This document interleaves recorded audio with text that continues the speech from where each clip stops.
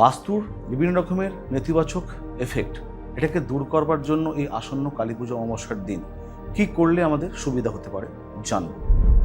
প্রত্যেকটা মুহূর্তে বলেছি শনি কিন্তু কর্মফলের দেবতা। শনি যদি নিজে খারাপ অবস্থায় জন্মছকে থাকে তাহলে বিভিন্ন গ্রহেরও কিন্তু ভালো ফল কিন্তু আমরা কোনোভাবেই পাই না।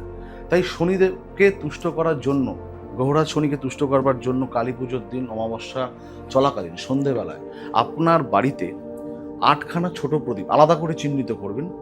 8খানা প্রদীপ জ্বালাবেন পশ্চিম অভিমুখে, কারণ শনি কিন্তু পশ্চিম দিকের কিন্তু স্বামী।